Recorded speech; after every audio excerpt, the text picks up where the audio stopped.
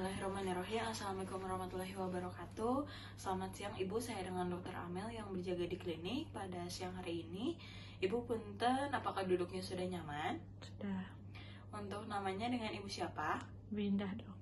Ibu Indah usianya berapa? 30 tahun. 30 tahun ya Bu ya. Untuk alamatnya di mana? Jalan Aceh. Di Jalan Aceh. Baik. Ibu apa betul dengan nomor rekam medisnya 01?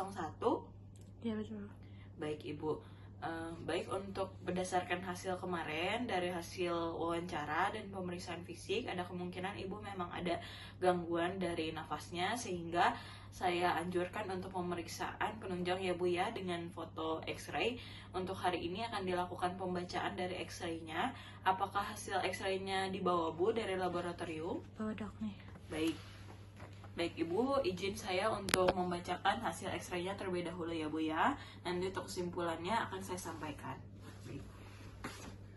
Baik, dalam hasil pemeriksaan dari hasil X-ray dari pasien, yang pertama kita harus lakukan terkait pemeriksaan dari administrasi, apakah hasil X-ray-nya ini dapat layak baca atau tidak. Yang pertama kita lihat apakah terdapat nama usia di sudut kanan atas dari nama usia pada pasien. Kemudian dari hasil nomor rekam medisnya tadi 01, kemudian jikalau ada hasil foto toraks sebelumnya, dan kita tentukan apakah dari hasil gambar tersebut merupakan viewsnya apakah posterior anterior atau anterior dari posterior.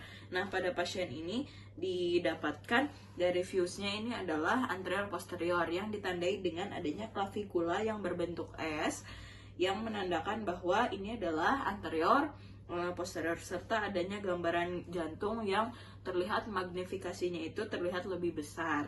Nah, kemudian yang terakhir kita cek landmarknya apakah sudah terdapat atau tidak. Ini untuk yang sebelah sini ditandai adanya left, atau ini berarti sebelah kiri, dan ini yang sebelah kanan. Kemudian setelah itu kita cek kualitasnya dari mulai penetrasinya, apakah resolusinya sudah baik, terlihat dari kilovoltnya dan kuat arusnya, serta pencahayaannya, resolusi dan densitasnya apakah sudah baik atau adanya pencahayaan yang kurang. Kemudian dilihat dari rotasinya. Dari rotasinya itu kita buat garis imajiner di processus spinosus. Kemudian kita cek ke arah lateral kanan dan kiri, apakah sudah simetris dengan mid clavicle masing-masing dari sisi mid claviculanya atau belum.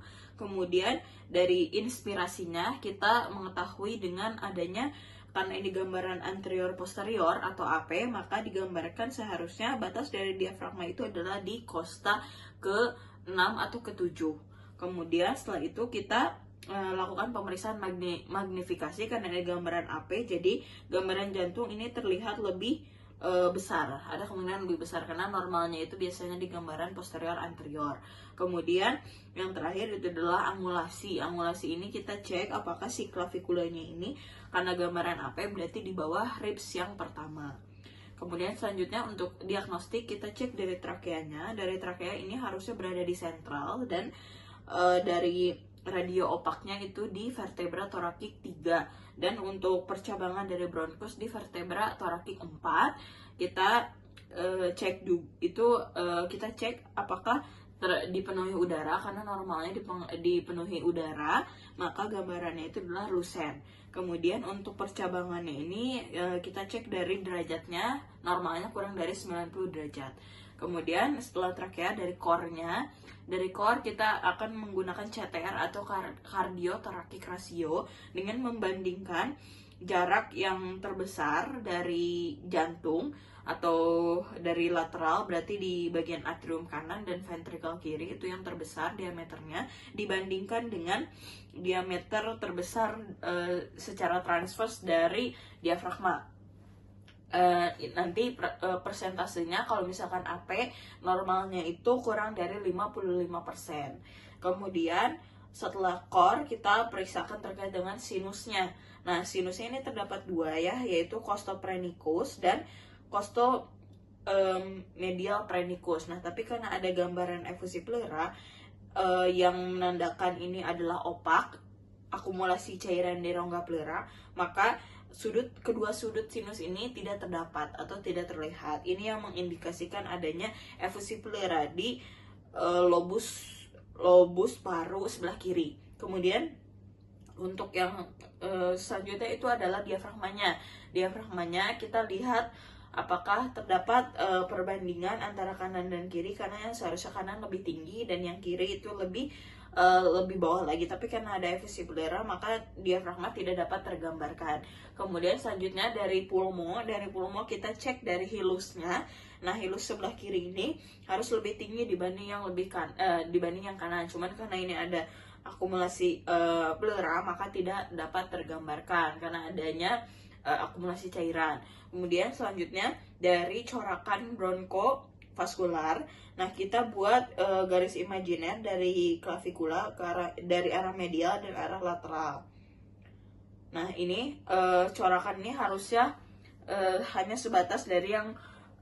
boleh sebatas dari yang medial saja. Namun apabila sudah yang lateral juga terkena, berarti adanya abnormalitas seperti akumulasi dari cairan. Nah, ini seperti yang tergambar di sebelah kiri ini didapatkan adanya akumulasi cairan. Kemudian dari hasil pemeriksaan lapang paru atau hemitoras didapatkan adanya meniscus sign. Meniscus sign ini seperti gambaran air pada ember. Jadi yang menandakan efusi ini tandanya ini adalah meniscus sign, serta adanya tadi tidak ditemukan adanya sudut dari sinus ya. Kemudian selanjutnya dari jaringan lunak. Dari jaringan lunak ini kita lihat di bagian hemitoraksnya dan di mamae apakah terdapat adanya massa atau gambaran lusen yang menandakan adanya kemungkinan keganasan. Baik. Kemudian kita lakukan pencatatan dari mulai yang diagnostik tadi. Baik. Setelah itu kita lakukan interpretasi pada pasien. Ibu, dari hasil yang sudah saya bacakan tadi, ada kemungkinan memang ibu terdapat penumpukan cairan di bagian paru-paru sebelah kiri. Itu yang menyebabkan ibu merasa sesak napas dan nyeri dada kemarin. Selanjutnya akan dilakukan tindakan namanya toracoscentesis atau pungusi pleura untuk menarik cairan tersebut, sehingga diharapkan ibu dapat sesaknya akan mereda dan cairannya tersebut akan saya kirim ke mikrobiologi untuk mengetahui penyebab kemungkinan dari penumpukan cairan di bagian paru-paru kiri ibu. Nah, mungkin sejauh ini ada yang mau ditanyakan? Tidak ada. Baik ibu, alhamdulillahirabbil alamin ya bu ya, seluruhnya telah terjawab. Hatur nuhun ya bu.